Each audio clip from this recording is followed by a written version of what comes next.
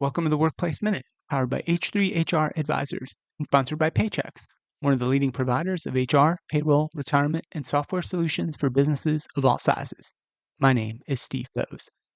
Right to disconnect regulations have surged, but do they help workers? Several countries have implemented or are considering the right to disconnect after work hours. In the past few years, there has been an increase in interest in legally giving employees the right to fully log off after work. Having no requirement to respond or check calls or emails can be a relief for employees who feel the expectation to be constantly available for their boss's every request. However, some workplace analysts are not convinced that a blanket ban on out-of-hours communication is the key to a healthy work-life balance, and it could even backfire for some workers. So far, in varying forms, at least 17 countries around the world have implemented laws to prevent bosses from contacting their employees outside of normal business hours.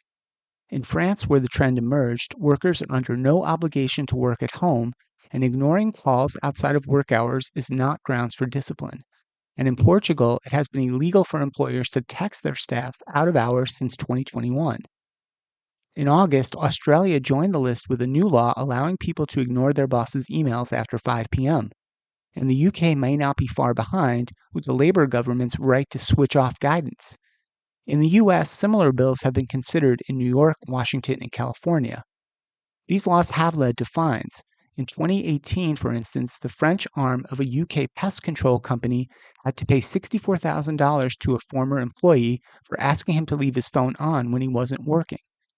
And there are clear mental health benefits to healthy workplace boundaries. A January report from Gallup estimated a lack of employee engagement at work may cost the U.S. economy nearly $2 trillion in lost productivity every year. And the right to disconnect guidance is largely a way to try to fight burnout among employees by giving them needed separation and downtime from workplace pressures. However, there are some downsides. If a workplace is toxic, a ban on evening emails would probably do little to help. Some experts feel that when attempting to improve a company's culture, you also don't want to eliminate flexible working altogether. This is when strict laws can do more harm than good. For example, some employees may want to work flexibly. They might go pick up their kids from school at 3:30, spend some time with them, and then catch up on work at night. But if you're not allowed to deal with emails after 5 o'clock or in the evenings, weekends, it's not giving you the flexibility you need. Instead of a blanket ban, flexible guidance can implement a working day that will look different for everyone. We will have to wait and see if right to disconnect laws gain any traction and support in the U.S., a country with a famous always-on work culture in many industries. Regardless of new laws, it remains important for managers to ensure that their teams are getting the time away from work that they need to help manage stress and avoid burnout. We will continue to follow this and all the important topics and trends in the world of work here on the HR Happy Hour Media Network.